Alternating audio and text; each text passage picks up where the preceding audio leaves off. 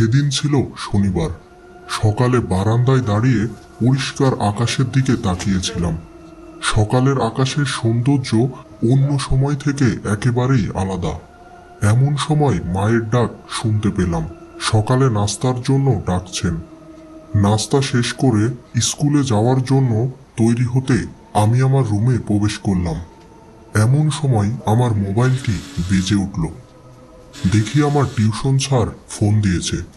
তিনি জানালেন যে আগামীকালের পড়াটা তিনি আজকে বিকালে পড়িয়ে দেবেন, অর্থাৎ আজকে বিকালে আমাকে একসাথে 2 দিনের টিউশন করা লাগবে। মাকে এই ব্যাপারে জানিয়ে দিলাম, যাতে করে বিকালে আসতে দেরি হলে তিনি যেন আমার ব্যাপারে চিন্তা না করে। এদিকে আমার বান্ধবীটি আমাদের বাসায় চলে এসেছে। আমরা প্রতিদিন একসাথে স্কুলে যাই। ওই দিনও আমরা একসাথে আমার সাইকেলে করে স্কুলে গেলাম। স্কুলে সেদিন 7 পিরিয়ড ছিল। ছুটি হতে হতে বিকেল 5টা হয়ে গেল। তারপর আমি আর আমার বান্ধবী পূজা একসাথে টিউশনের জন্য রওনা দিলাম। আকাশে তখন ছোট ছোট মেঘ ভেসে বেড়াচ্ছে, তবে সে মেঘ দেখে মনে হয় না বৃষ্টি নামবে। টিউশন যখন শেষ হলো তখন ঘড়িতে সময় 6:30। স্যার আরো কিছু সময় পড়াতেন, কিন্তু মেঘের অবস্থা একেবারেই ভালো না। বাহিরে এসে দেখি আকাশ পুরো ঘন কালো মেঘে ছেয়ে গেছে। আমি আর পূজা তখন দ্রুত বাসার উদ্দেশ্যে রওনা দিলাম। আমি বেশ দ্রুত সাইকেল চালাতে লাগলাম। কিছু দূর যেতেই সাইকেলের চেন পড়ে গেল। ওহ, কি যে অবস্থা! চারিদিক শুধু কালো আর কালো। এদিকে পূজা অনেক চেষ্টা করছে সাইকেলের চেন তোলার, কিন্তু কোনোভাবেই সম্ভব হচ্ছিল না। হঠাৎ পেছন থেকে একটি কণ্ঠ ভেসে আসলো। কি হয়েছে বাছা? সাইকেলের চেইন লাগছে না বুঝি? কণ্ঠ শুনে মনে হয় যেন বহু দূর থেকে কথাগুলি ভেসে আসছে। তারা দুইজনই পেছনে তাকিয়ে দেখে একজন বৃদ্ধা মহিলা তাদের সামনে দাঁড়িয়ে আছে। বৃদ্ধাটি সাদা কাপড় পরিহিত এবং মাথা ভর্তি সাদা চুল। চারিদিক তখন অন্ধকার, বৃষ্টি নামবে নামবে ভাব। আর এর ভিতর এই বৃদ্ধা কোথা থেকে এলো?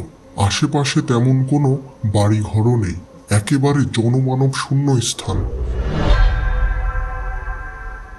দুইজনেই মনে মনে বেশ ভয় পেয়ে গেল, কিন্তু ওই বৃদ্ধাটিকে তা বুঝতে দিল না।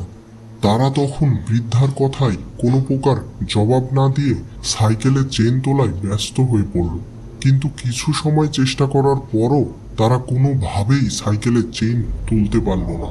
এদিকে আকাশে 2-3বার বজ্র গর্জিয়ে উঠেছে, আর সেই বৃদ্ধটি এক দৃষ্টিতে কিছুটা দূর থেকে তাদের দিকে তাকিয়ে আছে। অনেক চেষ্টা করার পরও তারা যখন সাইকেলের চেন তুলতে পারল না, তখন তারা সাইকেল নিয়ে দ্রুত হাঁটা শুরু করে বাসার উদ্দেশ্যে। তারা খেয়াল করে বৃদ্ধাটি একই দূরত্বে তাদের পিছু পিছু হেঁটে চলে আসছে। দুইজনই অবাক হয়ে যায়, কিভাবে ওই বৃদ্ধাটির পক্ষে তাদের সাথে সমানে হেঁটে আসা সম্ভব। এদিকে আমি এবং আমার বান্ধবী যত দ্রুত সম্ভব হেঁটে চলেছি।